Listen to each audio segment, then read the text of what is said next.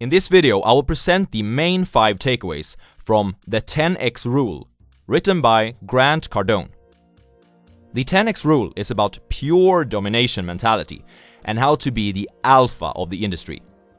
The overall main points that Grant Cardone makes regarding how to reach extreme amounts of success can be divided into 2 parts: extreme 10x goals and extreme 10x action.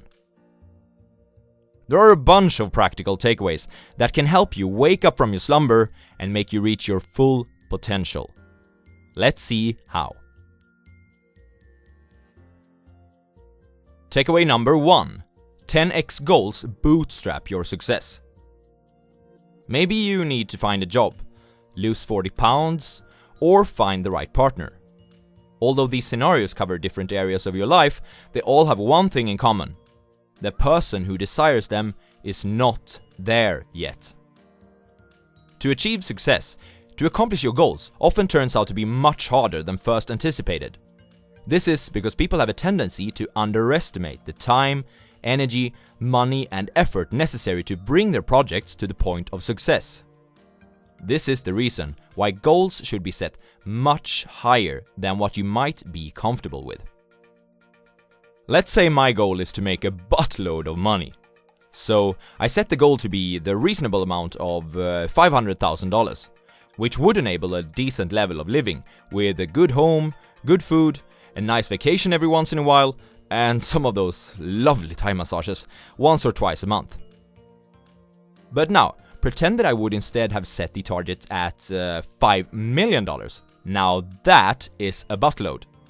No matter what I end up achieving, if I miss my target, which goal would I rather come up short on? You want a big margin of safety in order to bootstrap your success. This is a trick that is being adopted within sports, and more specifically, mental trainers use it regularly with their elite athletes. The athletes set out to become number 1, nothing else. Now, this might not always be realistic for everyone, but that's not the point either. The point is that the person's actions are then aligned with their 10x goal. And if the goal turned out to be out of reach, hey, at least the athlete ended up in 3rd place and succeeded to outcompete like 99.99% of all the other competitors. This holds true in business, personal life, or whatever. Set targets so high that even if you would come up short, you are still perceived as, and will be, a winner. Takeaway number 2. 10x action is required. Again, the amount of time, energy, money, and effort required to bring a project to success is oftentimes underestimated.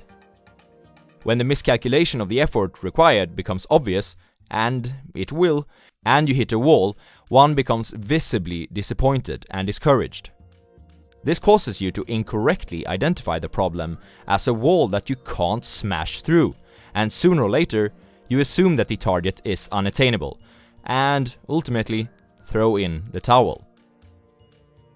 If you instead anticipate that the amount of work required would be of the 10x character, some setbacks are to be expected, and those walls that you hit will no longer be made out of concrete. And if this would turn out to be false, that there were no major setbacks or black or grey swans, hey, lucky you! By the way, check out my other video about black swans and how one best deals with randomness, link in the description. Regardless of how superior your product, service, or proposition is, there is always uncertainty, things for which you can't plan. The economy fluctuates, legal matters appear, competition makes your product inferior, you run out of cash, the whole industry becomes disrupted, technology changes, people problems, more people problems, elections, wars, strikes. These are just a few of potential unexpected events. Make a plan of the amount of action you need to complete in order to finish your project, with a margin of safety. Then multiply that with 10. There you go. Now you have a much more realistic number. Consider space travel and the moon landing. The fact that we can put humans on the moon and send freaking Teslas into outer space is mind-blowing. But it wasn't, and still isn't, an easy task. The initial target was of 10x character, and the amount of action required was 10x massive. To achieve greatness, your amount of action needs to be great. Takeaway number 3. Create your own luck. Having 10x goals, followed by 10x actions, will create 100 times the amount of opportunities any average person is exposed to.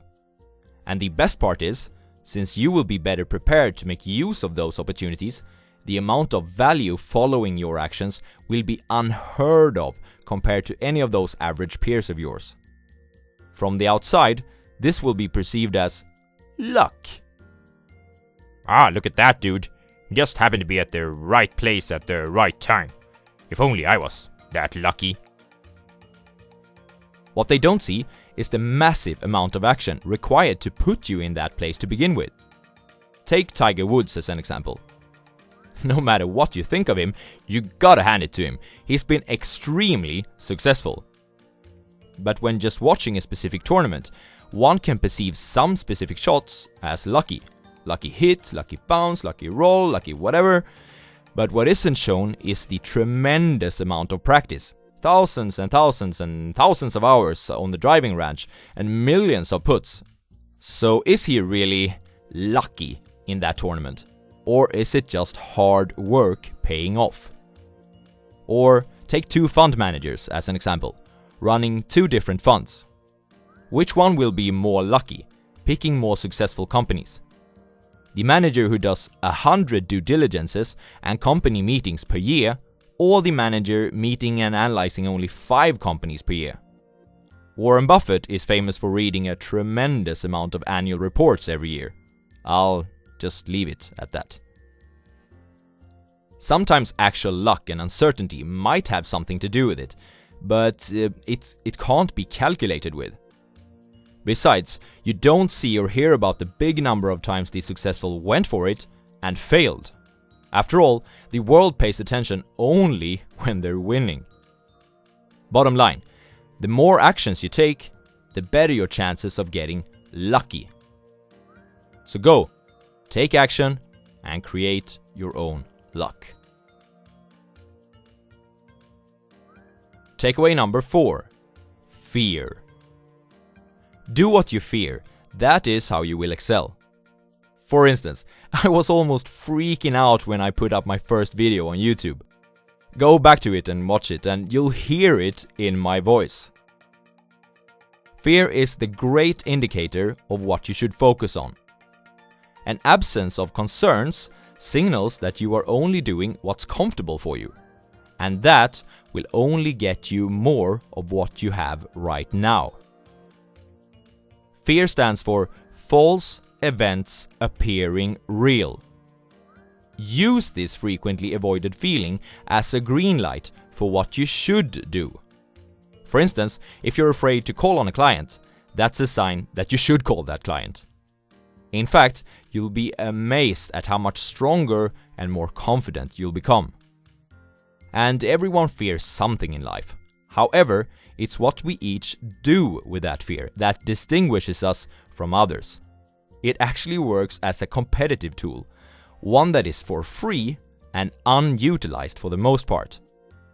So, bottom line, eat your fears. Don't feed them by backing off or giving them time to grow. Learn to look for and use fear so that you know exactly what you need to do to overcome it and advance your life. Takeaway number 5. Don't compete, dominate. Competition is for sissies. We've all heard the story about the tortoise and the hare. The lesson, of course, is that the tortoise wins because he plods along and takes his time, whereas the hare rushes, becomes tired, and misses his opportunity to win. From this story, we're supposed to derive that it's good to be a tortoise, someone who approaches his goals slowly and steadily. Bullshit.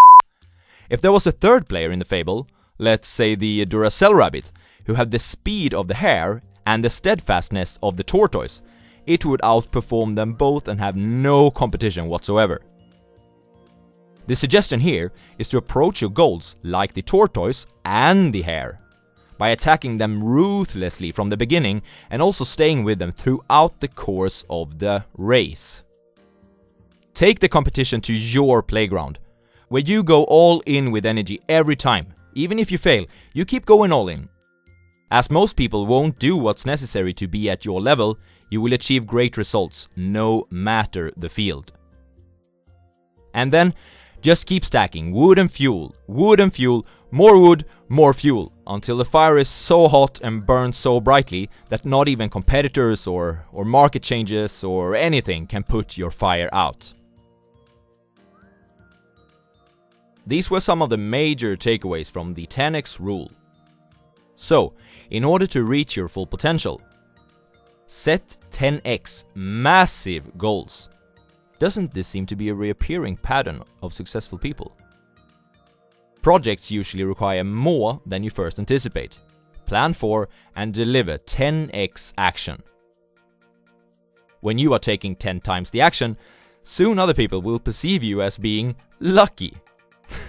If they only knew. If there is something in the path to success that you fear, grab that fear by its ugly tail. Enhance the speed of the hare and the constant motion of the tortoise, and you will be unstoppable. Disclaimer: Norwegians watching this video. As I don't want to deceive anyone, I must be honest and say that I don't think that Grant Cardone wrote this book with you in mind. I've heard that he's writing a sequel though, just for you guys. It's called the 100x rule. I hope you have enjoyed this video, even if you are Norwegian, and that it can be a part of enabling you to reach your full potential. Have a good one.